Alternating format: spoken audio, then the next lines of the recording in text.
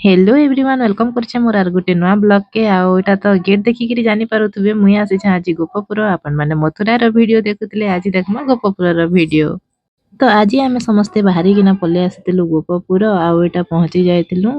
एई जगह रे देखुन एटा केंदा अच्छे जे भगवान कर आज जेन लीला अच्छे एटा होचे सेटा आज जेनटा कि काली दलन अच्छे तो इनो एटा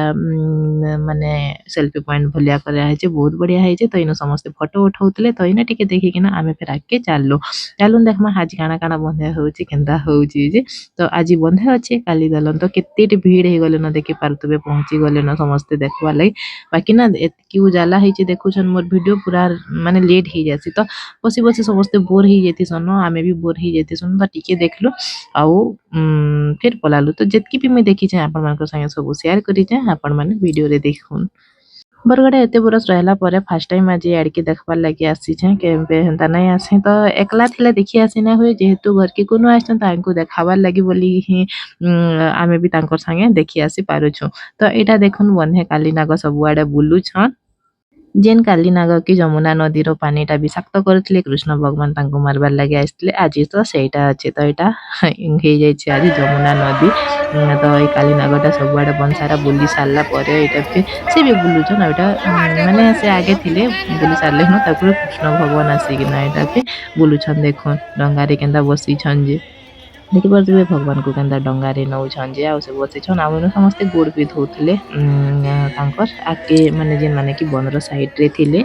तो इनु एबे भगवान ना गुटे राउंड किंदरी सारला परे फिर से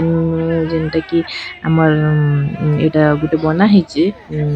आपण माने देखले कि नै जे कहिना पारे वीडियो रे तो सेई कि जाई कि ना सेई सर्प के मारबे तो सेटा हेतकी थिला तो हमें एतकी देखलु आउ ना माने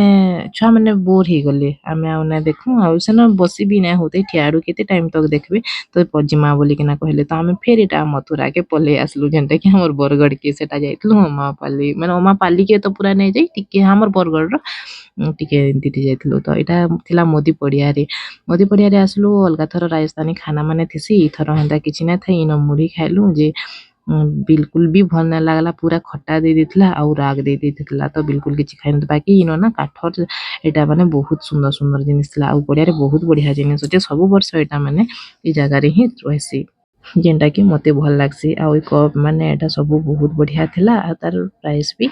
माने जिनस के देखि किना प्राइस तो रहबा ना तो ठीक थिला तो एटा देखि पारुतबे केते सुंदर सुंदर डब्बा काना कहबे आ ना कहनो किछि केनो रखमी आले आ ओइ डिनर सेट एरा ना बहुत बढ़िया लागथिला पूरा काज रथिला बेला बाड़ी पिणहा एटा पूरा गज रजन थिला जने माने पूरा चिकन लागुथिला आ एटा काना कहूं तो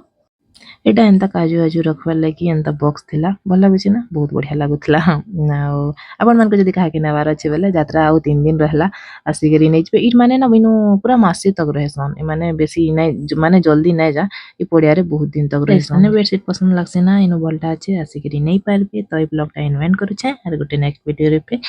पड़मा बाय बाय।